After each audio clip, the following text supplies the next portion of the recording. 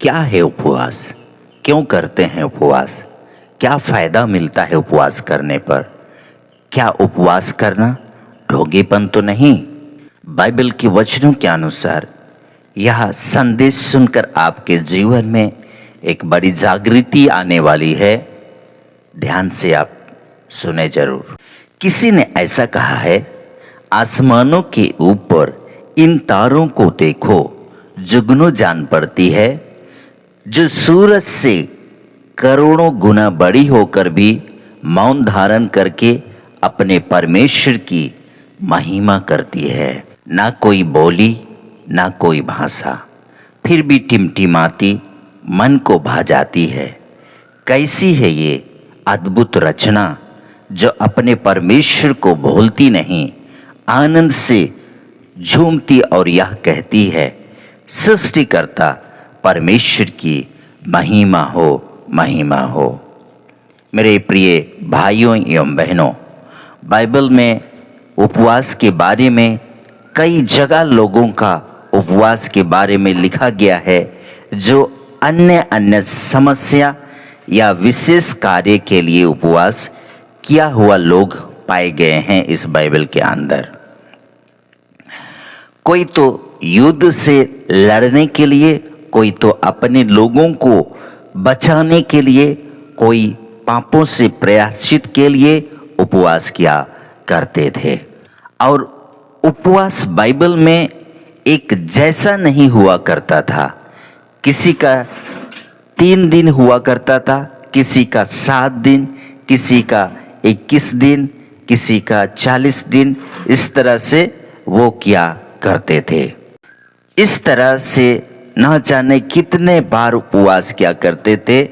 और आप सबको यह बात पता चले, कई जगह सूट बूट पहनकर नहीं, परंतु राख और टाट ओढ़े उपवास किया करते थे। अब हम बाइबल के खास विषय पर चर्चा करेंगे। बाइबल को 2 भाग किया गया है, जिसको कहते हैं पुराना नियम एवं नया नियम। ये दोनों भागों में उपवास करने का रीतियाँ अलग अलग पाया गया है, जिसको हम यहाँ पर देख पाएंगे, आगे हम देखेंगे। जिसको सरल भाषा में उपवास करने का तरीका कह सकते हैं। बाइबल पुराने नियम लोग उपवास राख सिर पर डालकर और टाट ओढ़कर सार्वजनिक दिखावा उपवास किया करते थे पुराने नियम में। और ऐसा उपवास करने पर वहाँ के लोग उनको बहुत ही धर्मी माना करते थे। ये सब तरीका पुराने नियम में पाया गया है, परंतु नया नियम में बिल्कुल ही उपवास करने का तरीका अलग देखा गया है, जिसको आप सुनेंगे आगे मैं बताऊंगा। इन सभी परिस्थितियों को देखते हुए प्रभु यीशु कड़ी शब्दों का उपयोग किया है, जिसके लिए वचन पढ़ेंगे मत्ती 6:16 से 17, जिसमें अपने चेलों को कहता है, जब तुम उपवास करो तो कपटियों के समान तुम्हारे मुंह पर उदासी न छाई रहे, क्योंकि वे अपना मुंह बनाए रखते हैं ताकि लोग उन्हें उपवास जाने। वे अपना प्रतिफल सार्वजनिक लोगों से पा चुके। इस तरह से आप यहाँ पर देख सकते हो, वचनों में पाया गया है। अब आइए चलते हैं बाइबल के पुराने नियम में। कुछ लोग उपवास कैसे किया करते थे जानते हैं। और सबसे पहले यह बता दूं, पुराने नियम में 4 विशेष प्रथा पाया गया है बाइबल के अंदर, जो लोग उपवास करने पर उनको इस्तेमाल करते थे। जैसे कि टाट ओढ़ना या पहनना कहें, सिर पर राख डालना और जमीन पर बैठकर उपवास करना, चेहरे झुकाकर उपवास करना, रोना, ये सारे चीज बाइबल के अंदर में पाया गया है। टाट एक मोटा खुदरा कपड़ा होता था, जो ऊंट या बकरी की बाल से बना होता था। उपवास करते समय लोग आरामदायक वस्त्र छोड़कर टाट पहनते थे। जिससे दुख और पश्चाताप प्रकट किया करते थे। उदाहरण के लिए नीनवे का राजा एवं उसके प्रजा, जब परमेश्वर ने योना को नीनवे भेजकर यह संदेश सुनाया गया, ये नीनवे 40 दिन के बीतने पर पूरी तरह से नीनवे समाप्त हो जाएगी, जिससे नीनवे के लोग यह सुनते ही क्या छोटे क्या बड़े, और वहाँ का राजा भी सिंहासन से उठकर राजकीय वस्त्र निकालकर टाट ओढ़ लिया और राख पर बैठ गया तथा उपवास करके नीनवे को बचा लिए। योना की पुस्तक 3 अध्याय 1 से 10 पद आप पढ़ सकते हैं। उसी प्रकार से राजा दाऊद के बारे में हम थोड़ा देखेंगे। राजा दाऊद ने राख टाट ओढ़े प्रार्थना किया था। जब अपना बेटा बीमार की अवस्था में था तो उन्होंने बच्चा के लिए परमेश्वर से विनती की और उपवास करके भीतर जाकर सारी रात भूमि पर पड़ा रहा। राख ओढ़े है न, टाट ओढ़े वो भूमि पर पड़ा रहा, उदासी के रूप में दाऊद पड़ा रहा, जिसके लिए आप पढ़ेंगे 2 सामुएल के पुस्तक 12 अध्याय उसका 16 पद, भजन संहिता 35 13 पद को आप पढ़ सकते हैं। इस तरह से उपवास पुराने नियम में पारंपरिक तरीके से पूरा किया करते थे और बाइबल में कई जगह ऐसा पाया गया है, पर हम थोड़ा ही उदाहरण देकर समझाने के लिए यह आपको बताए हैं। और अब हम चलते हैं बाइबल के नए नियम में किस प्रकार से हमको बाइबल बतलाती है उपवास करने के लिए। पुराने नियम में हमने सीखा कि उपवास दिखावटी क्या करते थे और उसको देख करके लोगों को मालूम पड़ता था कि यह व्यक्ति उपवास करता है, उपवास कर रहा है। टाट ओढ़े, राख लगाए, वहाँ पर जमीन में लेट करके और मुंह बना करके किया करते थे।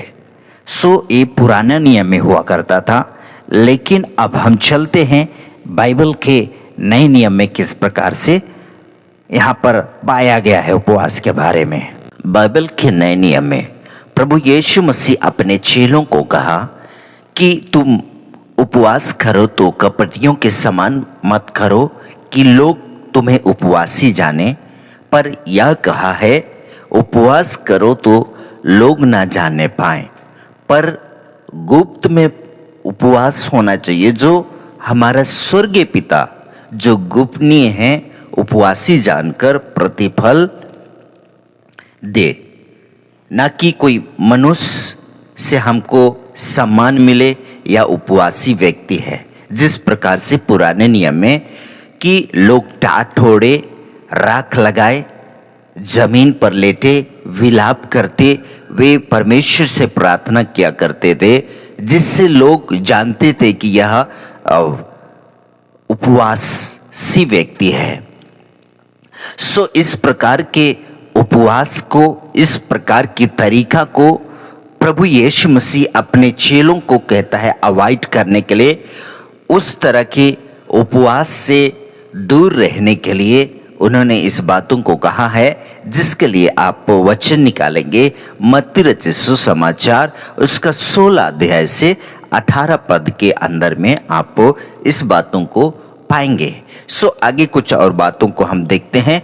बाइबल के इन नए नियम में भी पुराने नियम के जैसा ही कोई विशेष योजना कार्य के लिए उपवास किया करते थे। जैसे कि बाइबल के पुराने नियम में युद्ध से विजय पाने के लिए उपवास किया करते थे, बीमारी से छुटकारा के लिए और ऐसे अनेक कारण के लिए उपवास किया करते थे पुराने नियम में। ठीक इसी रीति से नए नियम में भी उपवास किया करते थे या करते हैं नया नियम में। यहाँ पर सेवकाई में जाने से पहले उपवास किए हैं। बाइबल के अंदर नए नियम में आत्मिक उन्नति के लिए उन्होंने उपवास किया हुआ है। सो इस प्रकार से और अनेक कारण हैं नया नियम में भी कि वे सब उपवास किए हुए हैं। पर नया नियम और पुराना नियम में वो अंतर पाया गया है उपवास करने का। नया नियम में राख ओढ़े, टाट ओढ़े या जमीन पर लेटे हुए विलाप करते हुए वे प्रार्थना नहीं किए हुए हैं, या बोले तो उपवास नहीं किए हुए हैं नए नियम में। पर यहाँ पर उपवास करने का तरीका अलग हो गया है। अब हम जो विश्वासी हैं, ना कि यहूदी हम हैं, ना कि इजरायली हम हैं, जो आज भी यहूदी इजराइल के अंदर में पाए जाते हैं, इनकी यह प्रथा था, इनके लिए यह व्यवस्था था कि वे सब राख लगाए, टाट ओढ़े और विलाप करते जमीन पर लेटे वे आराधना परमेश्वर से कुछ मांगा करते थे। यहूदी लोग जो व्यवस्था की रीति पर ये लोग पुराने नियम में किया करते थे, परंतु नए नियम में प्रभु यीशु मसीह ने कहा तुम उन कपटियों की नाई नहीं, परंतु यहाँ पर लिखा है कि तुम्हारा जो गुप्त पिता है उसको भावता होना चाहिए। वो आपको जानना चाहिए कि उपवासी है, ना कि मनुष्य को दिखाने के लिए हम उपवासी जाने। हम मनुष्य को दिखाने के लिए नहीं, पर हम परमेश्वर के पास में रियल में पश्चाताप मन को लेकर के हमको ला करके परमेश्वर को दिखाना है ताकि वो प्रतिफल दे। सो मेरे प्रिय भाइयों एवं बहनों, और ज़्यादा वचनों को आज नहीं बता करके इतना ही मैं आपको बता देना चाहता हूँ कि पुराना नियम और नए नियम का जो तरीका है बिल्कुल ही अलग है, जिसको हम सम्मिलित नहीं कर सकते हैं। सो मेरे प्रिय भाइयों एवं बहनों, और कुछ गहरी बातें इसमें हैं। आज बस इस डिफरेंट को आपको बता रहा हूँ कि उपवास पुराना नियम और नए नियम में किस प्रकार से किया करते थे। और शॉर्टकट में एक ब्रीफ आपको बता देना चाहूँगा अंतिम में कि देखिए, पुराना नियम में लोग जब उपवास करते थे, टाट ओढ़े, राख लगाए, विलाप करते और जमीन पर लेटे।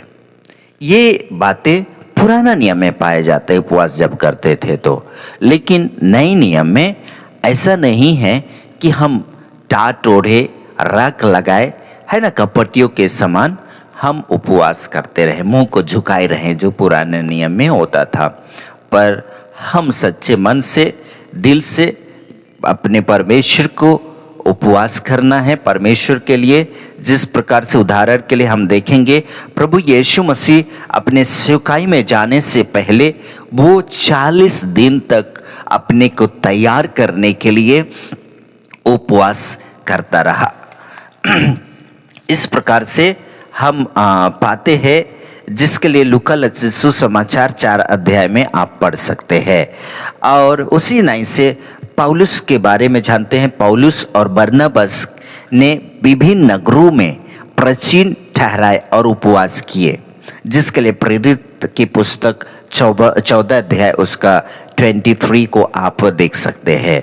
और उसी नाई से हम देखते हैं कुरनेलियुस, वह परमेश्वर से डरने वाला व्यक्ति था, प्रार्थना और दान देता था, और उसने उपवास किया और दर्शन को पाया।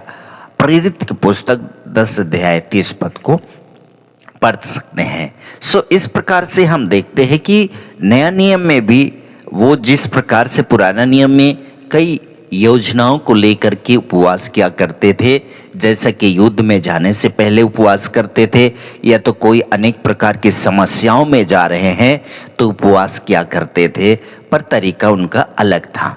परंतु नए नियम में देखिए, उसी तरह से प्रभु यीशु मसीह भी सेवकाई में जाने से पहले 40 दिन तक उपवास किया हुआ है। और उसी नाई पौलुस बरनबास इस प्रकार से कलीसियाओं में जाकर के प्राचीनों को ठहराने के लिए उपवास किए हुए हैं। मतलब बाइबल बतलाती है कि ऐसी कई समस्याओं पर या और अन्य अन्य तरीका से, जैसे कि और पश्चाताप के लिए, बीमारों के लिए और ऐसे अन्य विचारों के लिए लोग उपवास किए हुए हैं। सो इस प्रकार से मेरे प्रियो, आज आपको समझ में आया डिफरेंस नया नियम और पुराना नियम में उपवास करने का तरीका। सो आगे हम और अच्छी गहरी बातों को लेकर के आपको आएंगे। सो मिलते हैं आगे, तब तक के लिए आप हमें दे विदा और कोशिश करें कि हमारी इस बाइबल स्टडी में हमेशा जुड़ते रहें, जो आपको गहरी अध्ययन हमेशा मिलता रहेगा। सो आप सबको तब तक के लिए आमीन आमीन।